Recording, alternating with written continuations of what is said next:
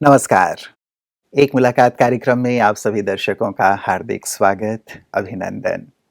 मित्रों, इस मंच पर हमेशा ऐसी शख्सियतें आती हैं, जो अपने जीवन के सुंदर अनुभवों को हमारे साथ साझा करती हैं और अनुभव सचमुच हमें भी जीवन के उतार-चढ़ाव में कैसे स्थिर रहना है, कैसे सशक्त रहना है, कैसे आगे बढ़ना है, उन सब के लिए प्रेरित करते हैं। आज इस मंच पर हमारे साथ ऐसी ही एक विशेष विभूति हैं। आप हिंदी और साथ ही टेलीविज़न फ़िल्म इंडस्ट्री में एक जाना-पहचाना नाम हैं। आपने 6 फ़ीचर फ़िल्में की हैं, जिनमें से अभी जो फ़ीचर फ़िल्म लास्ट आपने की, बियॉन्ड बाउंड्रीज़, उसे कई इंटरनेशनल फ़िल्म फेस्टिवल अवार्ड्स मिले हैं और आपको भी अपने कार्यों के लिए बहुत सारे अवार्ड से नवाज़ा गया है। 408 फ़िल्म्स आप बना चुके हैं, अलग-अलग जो हमारे चैनल्स हैं, स्टार हो, डीडी नेशनल हो, इन सब में आपने बहुत ही खूबसूरत कार्य किया है। और कई ऐसे कार्य हैं जिनकी शुरुआत भी आपने ही की है टेलीविज़न इंडस्ट्री में, उसके बारे में भी हम सब जानना चाहेंगे उनसे। आप बहुत ज़्यादा उत्सुक होंगे कि आज कौन-सी ऐसी शख्सियत हमारे बीच है। आप हैं श्री कमल नाथानी जी। आइए उनका अभिनंदन करते हैं और बातचीत का सिलसिला शुरू करते हैं। कमल जी, बहुत-बहुत स्वागत, अभिनंदन बहुत-बहुत आपका। शुक्रिया। बहुत-बहुत शुक्रिया आपका यहाँ बुलाने के लिए और इतना खूबसूरत परिचय देने के लिए। कमल जी, विशेष आपका व्यक्तित्व ही ऐसा है, कार्य ऐसा है कि आपका कार्य बोलता है। तो कैसे आपने इस फ़ील्ड में कदम रखने का विचार पहले से ही था या अनायास ही आप फ़िल्म इंडस्ट्री, टेलीविज़न जो इंडस्ट्री है, उसमें प्रवेश कर गए?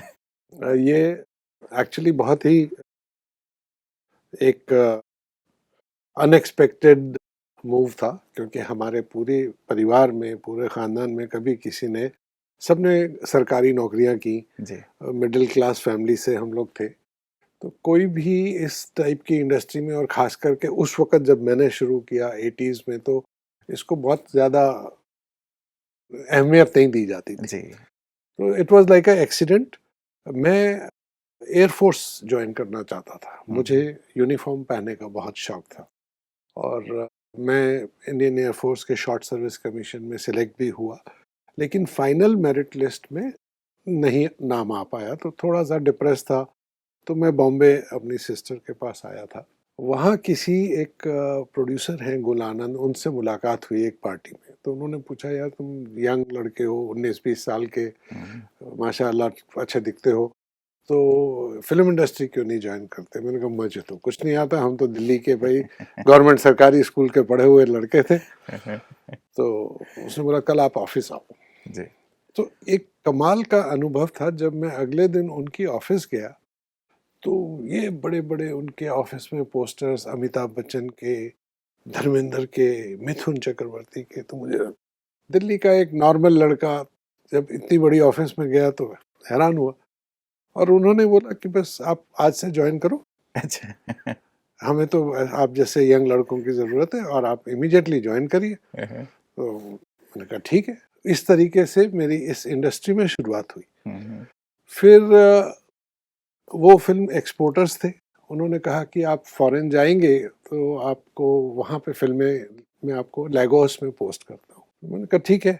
फिर मैं दिल्ली आया, हमने वीज़ा लगवाया, सब कुछ किया। इस बीच में उन्होंने एक फ़िल्म शुरू की, चश्मे बद्दूर। जी। आज तक की one of the most cult film. जब मैं दिल्ली से वापस बॉम्बे आया तो उन्होंने कहा अब आप बाहर नहीं जा रहे।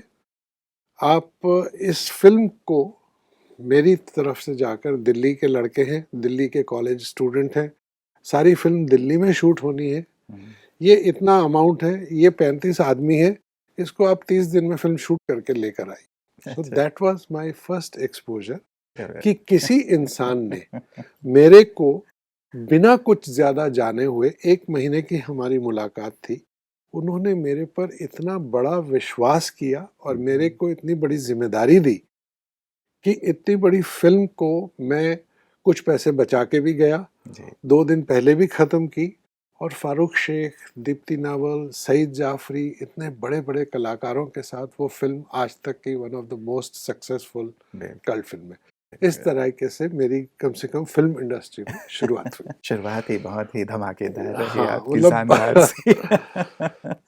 तो ये जो एक सुंदर सी शुरुआत थी, वैसे शुरुआत हमेशा यदि शानदार हो तो बहुत हम उमंग उत्साह में रहते हैं, कार्य के लिए और भी ज़्यादा हमारे अंदर एक ऊर्जा आ जाती है। लेकिन कई बार ऐसा भी होता है कमल जी कि हम जैसे आगे बढ़ते हैं तो लाइफ में अप एंड डाउन्स भी कई होते हैं, उतार-चढ़ाव भी आते हैं। क्या कभी ऐसा दौर आया और उस दौर में आपने अपने आप को कैसे सशक्त रखा कि नहीं मैं अपनी ऊर्जा को बिल्कुल भी नेगेटिव नहीं होने दूँगा? बहुत इंटरेस्टिंग चीज़ है। मुझे नहीं लगता कि कोई भी इंसान, चाहे वो कितने भी ऊपर पहुँचा हो, जी, वो उतार-चढ़ाव तो ज़िंदगी का एक हिस्सा है। नियम है। हुँ, इस नियम के बिना तो अगर सूरज डूबता है तो सुबह सूरज उगता भी है। बिल्कुल। उसी हिसाब से जो आदमी चरम सीमा पर पहुँचता है वो नीचे भी आता है। सो जब मैंने 1981 में शुरुआत की, 83 में हमने अपनी प्रोडक्शन शुरू की। मैंने पहली हिंदुस्तान की पहली वीडियो फ़िल्म बनाई, जी, डॉक्टर डॉक्टर। और बहुत अच्छा एक पहले 5 साल 6 साल का हमारा तजुर्बा रहा। लेकिन जैसे आपने कहा कि वो एक ड्रॉप आता ही है ज़िंदगी में, और बहुत ज़ोरदार ड्रॉप आया। मुझे दिल्ली शिफ्ट करना पड़ा बॉम्बे से, और काफ़ी हालात ऊपर नीचे हुए। उस वक़्त जो मेरी सबसे बड़ी गाइडिंग लाइट थी, जो मेरा सोर्स ऑफ एनर्जी था, वो मेरी माँ थी। हुँ, हुँ, उन्होंने उस वक़्त जो किया, वो माँ तो माँ होती है, वो सारी माँ ऐसी होती हैं। हुँ, मुझे हुँ, नहीं लगता कि कोई भी माँ डिफरेंट होती है।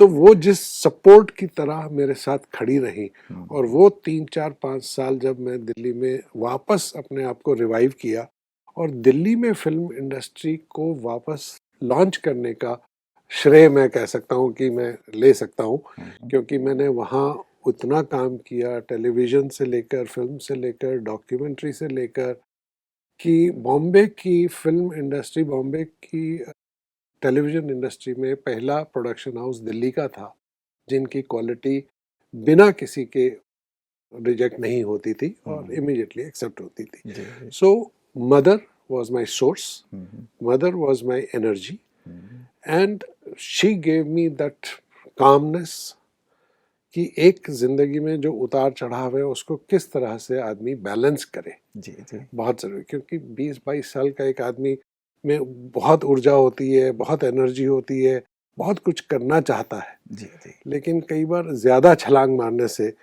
तकलीफ़ भी होती है। बिल्कुल। सो आई थिंक हम सबकी ज़िंदगी में एक आदमी ऐसा होता है, जी, जो जो ऐसे समय आपको पे मदद करता है। मदद करता माँ हैं, हमारी फैमिली है, वो हमारी सपोर्ट में रहती हैं। जब कभी ऐसी जैसे आपने कहा फ़ील्ड कोई भी हो, लेकिन एक ऐसे दौर से व्यक्ति गुज़रता ही है जबकि थोड़ी निराशा होती है या असफलता होती है या लोग हमारी टाँग खींचने लगते हैं या अनावश्यक रूप से हमारे ऊपर लांछन आदि है। लगाए जाते हैं, एब्सोल्युटली। ये सारी चीज़ें आती हैं। ऐसे में व्यक्ति कैसे आपके अनुभव से आप कहेंगे कि अपने आप को हमेशा ही आगे की ओर ही बढ़ाता रहे? क्योंकि कई बार देखा जाता है कि इन चीज़ों में व्यक्ति घिर के कई बार निराश हो जाता है, दुखी हो जाता है, कई बार गिव अप कर देता है। आप क्या कहेंगे ऐसे दौर में व्यक्ति के लिए? जैसा मैंने कहा कि ये दौर तो हम सबकी ज़िंदगी में आते हैं, पर भगवान की दया से, एक ऊपर वाले की एक हमेशा दया रही है कि ऐसा कोई दौर मेरी ज़िंदगी में नहीं आया। लेकिन हाँ, उतार-चढ़ाव, फ़िल्म में ना मिलना, या फ़िल्म चैनल ही बंद हो गए। मैं एक वक़्त में 12-13 सीरियल्स कर रहा था। हुँ, हुँ। मतलब चैनलों पे काम चल रहा था, एंड सडनली एक-एक करके वो बंद होते चले गए। सो ऐसा लगा कि आप फाइनेंशियली एकदम दब गए, रुक गए, पूरी कहानी रुक गई। जी। और उस स्टेज पे जो सेकंड सोर्स ऑफ वो था जिसने उस चीज़ को सँभाला, वो मेरी वाइफ़ थी। हुँ, एक तरफ माँ थी, वो जब नहीं रहीं तो शादी के बाद वो वाइफ़ थी, जिन्होंने उस पूरे दौर को अपना समझ के, पकड़ के, क्योंकि उस वक़्त रिस्पॉन्सिबिलिटीज़ बहुत होती हैं। बिल्कुल। हम तो सिर्फ़ फ़ोकस करते हैं अपने काम पे, हुँ, लेकिन उनको हमें भी देखना है, काम को भी देखना है, बच्चों को भी देखना है, उनकी शिक्षा पढ़ाई भी शुरू करनी है। और उस दौर में इस सारी चीज़ों को सँभालने के लिए वापस जो एनर्जी मिलती है, जी। एक गाइडिंग फोर्स चाहिए, एक ऐसा सोर्स चाहिए, एक ऐसा दोस्त चाहिए जी। जो आपको, जैसे मेरे ख्याल से श्री कृष्ण है, हम्म, अर्जुन है, महाभारत है, एक सारथी की जरूरत तो हमेशा पड़ती पड़ती है, बिल्कुल। और किसी को भी पड़ती है। बिल्कुल। तो क्या ऐसे दौर में जैसे आपने कहा एक माँ सपोर्ट रहे, आपकी जो धर्मपत्नी है वो सपोर्ट रही, ऐसे समय पे क्या एक जो सुप्रीम पावर है, परमात्मा है, ईश्वर हैं, उनकी भी मदद की महसूसता कभी रही या आपने आध्यात्म को भी इस रूप में अपने जीवन में शामिल किया कि वो भी मुझे आगे बढ़ने में या ऐसे क्रिटिकल जो टाइम है उसमें मदद कर सके? हमेशा, बिना ईश्वर के, बिना एक उस सोर्स ऑफ एनर्जी के तो कोई काम नहीं कर सकता। हुँ, दुख में, सुख में, अच्छे वक्त में, बुरे वक्त में, अगर हम उनको याद नहीं करेंगे तो फिर तो सृष्टि नहीं चलेगी। तो इस सृष्टि को चलाने के लिए ये जो मैं सपोर्टिंग, ये तो हमारे सपोर्टिंग साथ वाले हैं, लेकिन सबसे ऊपर जो सुप्रीम पावर है, हुँ, वो सुप्रीम पावर तो जब तक अगर हम उनको याद नहीं करेंगे, दिल से याद नहीं करेंगे, उनको नमन नहीं करेंगे, उनका आशीर्वाद तो चाहिए। उनके बिल्कुल। आशीर्वाद के बिना तो कुछ नहीं होता। ये तो मेरा पक्का मानना है। जी, जी, जी। उनसे कनेक्टेड रहने के लिए आप क्या करते हैं? क्योंकि आपकी लाइफ़ तो बहुत ज़्यादा व्यस्त है, इतनी सारी चीज़ों में आपका जो बाहरी जो एक विस्तार है, बहुत ज़्यादा है। कैसे आप उनसे कनेक्ट करते हैं? मैं अपने आप को बहुत फॉर्च्यूनेट समझता हूँ कि जब से मैंने इस इंडस्ट्री में काम किया, जब मैंने नई-नई नौकरी शुरू की, इस इंडस्ट्री में आया, तो मेरा पहला इंटरैक्शन जो था, वो ओशो जी के साथ हुआ। हुँ, हुँ। उनकी रिकॉर्डिंग्स मैं सुनता था। मैं पूना जाता था, उन तब टेप रिकॉर्डर का टाइम होता था, उनकी टेप्स बनती थी। वो टेप्स में लेने उनके पास जाता था, क्योंकि मैं जिस ऑर्गेनाइज़ेशन में काम करता था, वो उनकी रिलीज़ करते थे वर्ल्ड वाइड। तो इस बहाने मैं वहाँ जाता था, उनसे मिला, उनकी सारी चीज़ें सुनी। फिर मैंने हरिओम शरण जी, नंदिनी शरण जी, हुँ, हुँ। भजन सिंगर, भजन सम्राट, हिंदुस्तान के सबसे बड़े भजन, आज सुबह भी 5 बजे अगर आप रेडियो शुरू करें तो उनके भजन से शुरुआत होती शुरुआत होती है। है। जी। तो वो हमारे संपर्क में आए। उनके ऊपर मैंने एक फ़िल्म बनाई, शबद सिमरन, जो बीबीसी पे चली, हुँ, हुँ। और 2 घंटे के 2 कैप्सूल थे। बहुत ही गज़ब का उनके साथ मेरा एक हृदय से जुड़ाव हुआ। फिर हम उनके साथ एक एल्बम बनाई, साईं कृपा, शिरडी साईं बाबा के साथ। हुँ, हुँ। फिर मैंने एक फ़िल्म बनाई जिसमें मैंने नहीं बनाई, लेकिन मैं उसमें जुड़ा हुआ था, the guiding light for Radha Swami Satsang Beas. हुँ, हुँ। तो वहाँ महाराज चरण सिंह थे। उनके साथ मिलना ही बहुत बड़ी बात है, उनको देखना ही बहुत बड़ी बात थी उस वक़्त। जी। तो उनके साथ बैठ के उसी डाइनिंग टेबल पे खाना खा के जब मैं बाहर निकलता था, तो लोग, आप मानेंगे नहीं कि वो हमको टच करते थे कि आप महाराज जी के साथ आए, मिल के आए, आप उनके साथ खाना खा के आए। तो मैंने कहा कि मैं बहुत लकी था जी, जी। कि तब से लेकर मतलब आप बचपन में कनेक्टेड रहे इस कनेक्टेड प्रकार रहा, से। जी। इन सब की बातें सुनता रहा, अच्छी-अच्छी चीज़ें सुनता रहा, तो कहीं न कहीं ज़िंदगी में एक वो बैलेंस रहा, जी, जी। इन सब चीज़ों को लेके। और ये मदद करती है हमें हर प्रकार की चीज़ों के एब्सोल्युटली, लिए। जी। अब एब्सोल्युटली। आप ब्रह्मा कुमारीज़ में आए हैं, यहाँ भी आध्यात्म की ही सरिता प्रवाहित होती रहती है, तो यहाँ आकर के कैसा अनुभव कर रहे हैं? कहना ही बड़ा मुश्किल काम है। जो मैंने इन 3 दिनों में महसूस किया है, अलौकिक, it was divine, it was absolutely spiritual, divine blessings जिसे कहूँगा। जैसे ही हम उस आश्रम में अंदर एंटर किए, और 3 दिन तक ना मैंने कभी फ़ोन का सोचा, ना मैंने कभी ऑफ़िस का सोचा, क्या हो रहा है, कुछ नहीं हो रहा है। बिकॉज़ वो जो पावर थी वहाँ पर, जो एनर्जी थी, जो ऊर्जा है वहाँ पर, वो इतनी प्यारी है, इतनी खुशबूदार है। हर इंसान वहाँ मुस्कुराता है, हर इंसान वहाँ बेफ़िक्र नज़र आता है। इतना डिसिप्लिन जगह, मतलब मैं बिल्कुल एग्जेजरेट नहीं कर रहा हूँ, ये नहीं कि क्योंकि मैं वहाँ आया इसलिए मैं ऐसी बात कर रहा हूँ, नहीं, रियल एक्सपीरियंस। और जो मेरा ग्रुप आया वहाँ, मेरी वाइफ थी, मेरे बहुत दोस्त आए थे, बहुत ही कमाल का। और जो वहाँ सीखने को मिला, दीदी से मिला, उनकी कुछ बातें सुनी, उन्होंने मुझे अलग से भी 15 मिनट दिए, तो जो उनकी फिलॉसफी है, और क्या फिलॉसफी है, कुछ भी नहीं है, मतलब कोई आपको वो ऐसा नहीं कहते कि ये कर लो वो कर लो, और जैसे अक्सर ये होता है कि आदमी डरता है कि अरे मैं इस जगह पे जा रहा हूँ, ये पता नहीं मुझसे क्या करवाएंगे, क्या चीजें मेरे से बुलवाएंगे, छोड़ दो। या क्या ये कर दो। इतनी प्यारी आध्यात्मिक 3 चीजें उन्होंने मुझे बताई, जो मुझे कि एक तो आपका शरीर जो है वो आपका नहीं है, आपकी जो आत्मा है वही सब कुछ है, और ब्रह्मा जो है वो उस आत्मा में आता है। सो आपका साक्षात्कार सीधा ब्रह्मा से है, आप ये बात समझ गए तो सबसे बड़ी बात है। दूसरा जो उन्होंने बहुत इंटरेस्टिंग चीज बताई थी कि इन्फ्लुएंस, कि किसी से इन्फ्लुएंस मत हो जिंदगी में, जो आप हो वो रहो। और मैं इस फिलोसफी को वैसे भी बहुत मानता हूँ, तो उसके ऊपर मेरे को ये तो लगा कि ये तो दीदी ने कमाल की बात बोल दी कि आप बिल्कुल किसी के बहुत वनरेबल हो जाते हैं लोग, जिसने कुछ भी बोल दिया तो वैसे हो गए, वैसे सुन लिया। तो वो जो उनकी बात थी कि नहीं, आप अपने आप को मत बदलो, जो आप हैं वो उसी में रहो, और उसके लिए ब्रह्मा आपके साथ है, अंदर है। और तीसरी बात जो उन्होंने कही, इन्फेक्शस, कि आप जो समाज की कुरीतियां हैं, जो बुराइयां हैं, जो आदमी बुरा बोल रहा है, या आप उनको आगे मत बढ़ाओ, क्योंकि वो उसको सुनने लगेंगे तो वो इन्फेक्शस हो जाएगा मामला, फिर वो आपके पास आएगा, आपने आगे किसी को बोल दिया, किसी ने आगे बोल दिया। तो ये 3 चीजें जो मैं यहाँ से सीख के जा रहा हूँ, ये एक अमेजिंग एक्सपीरियंस रहा। बहुत सुंदर।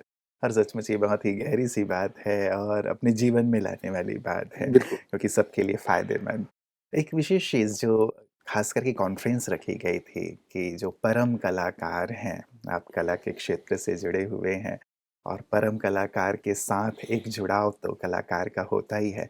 तो उनका भी परिचय, उनकी भी समीपता का अनुभव आप लोगों को मेडिटेशन के माध्यम से कराया अवश्य गया होगा। तो मेडिटेशन की आपकी क्या अनुभूति रही? क्या उस परम कलाकार से रूबरू हो पाए? ये बड़ा डिफिकल्ट सवाल है, क्योंकि जो आपके यहाँ मेडिटेशन का स्वरूप है, जी। जिस तरीके से मेडिटेशन करवाई जाती है, हर प्रोग्राम से पहले, हर प्रोग्राम के बाद, और 1 मिनट का ही एक वो जो बीच में सिर्फ आप, जी, ट्रैफ़िक कंट्रोल। हाँ, पर उस 1 मिनट में, और जो एक जो एटमॉस्फेयर क्रिएट होता है वो अलौकिक है। जो रेड एटमॉस्फेयर, उसके बीच में वो जो एक छोटी सी एक आपको नजर आती है लाइट, जी। उस लाइट पे अगर आप फोकस करें, अपने इस थर्ड आई पे फोकस करें, तो कॉन्सेप्ट ही बहुत ब्यूटीफुल हुँ, है। The third I concept is so beautiful कि अगर आप सारी दुनिया को समेट कर यहाँ ले आए तो आप निश्चिंत हैं। हुँ, आपका ब्रह्मा आपके अंदर है, आपकी आत्मा आपके अंदर है। मुझे प्रैक्टिस करनी है, टू बी ऑनेस्ट। अभी इन 2-3 दिनों में तो मैं जितना कर पाया उतना आपको उसका एक्सपीरियंस दे रहा हूँ। बिल्कुल, बिल्कुल। लेकिन ये अनुभूति बहुत ही सुंदर और गहन बहुत होती बहुत है कि सुंदर। जितना हम उस डिवाइन से, उस परम कलाकार से जुड़ते जाते हैं, तो हमारे अंदर का कलाकार और भी ज़्यादा विकसित एब्सोल्युटली। होता चला जाता है। तो एक विशेष करके थीम यही रखा गया था कि उस परम कलाकार की हम अनुपम कृति हैं और दिव्य मानव हैं, और दिव्यता मेरे ख़्याल से बहुत ज़्यादा चर्चा में आई होगी कि कैसे हम डिविनिटी को अपने अंदर लाएँ, क्योंकि एक प्रकार से हर प्रकार की चर्चा तो समाज में हम करते हैं, समस्याओं की, अन्य बातों की। लेकिन ये जो एक नैतिकता है, मूल्य है, डिविनिटी है, इन सब की चर्चा नहीं लगता कि थोड़ी कम हो गई है और इसे ज़्यादा प्रचार-प्रसार की आज आवश्यकता है? मैं पूरी तरह से इस बात से सहमत हूँ, और एक हमारा सेशन हुआ जी। दिव्यता के ऊपर, और वो बड़ा अच्छा सेशन था, और मुझे ऐसा लगा कि हम समाज में, मैं समाज की बात कर रहा हूँ, मैं सिर्फ एक शो की बात नहीं कर रहा हूँ, कहीं न कहीं हम बेसिक अर्थ, बेसिक मूल्य, जो बेसिक दिव्य का जो अर्थ है, वो हम भूल चुके हैं, भूलते जा रहे हैं। भूल चुके तो नहीं है, क्योंकि जब तक मानवता है, जब तक लोग अच्छे लोग हैं, तब तक इंसानियत है, जब तक ये सब चलेगा। लेकिन कम होता जा रहा है, जी। बहुत कम होता जा रहा है। समाज में नेगेटिविटी बहुत ज़्यादा है।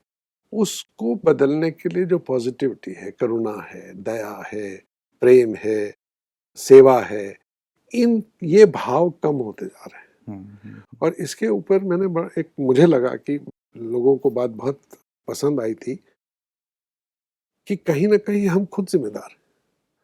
हमें अपने अंदर झाँकना पड़ेगा कि हम क्या दे रहे हैं सोसाइटी को? हम क्या दे रहे हैं? हम वही दे रहे हैं जो हम वही इन्फ्लुएंस हो रहे हैं। हम वो इतना कमा रहा है, उसके पास ये गाड़ी है, कहीं ना हम कंपेयर कर रहे हैं, कहीं ना कहीं कंपटीशन कर रहे हैं। वो भावना हम अपने आगे आने वाली जनरेशन को दे रहे हैं, वो जनरेशन भी उसी से ही। तो पॉजिटिविटी कम होती जा रही है और नेगेटिविटी बढ़ती जा रही है। और इसके लिए हमें खुद को, जब तक हम अपने को एनालाइज नहीं करेंगे, मुझे नहीं लगता कि ये बहुत बहुत ज़रूरी है इस चीज़ को समझना। आगे आने वाली जनरेशन को, आगे आने वाली समाज को ये समझना बहुत ज़रूरी है कि हम भटक रहे हैं, उससे हमें बचना पड़ेगा। जी, आज किसी भी बच्चे से पूछिए कि भाई कुछ भी बोलिए आप, नहीं हमको पता है, हमने गूगल में सब पढ़ लिया। अब ये गूगल महाराज जो आए हैं, इन्होंने तो बहुत गड़बड़ की।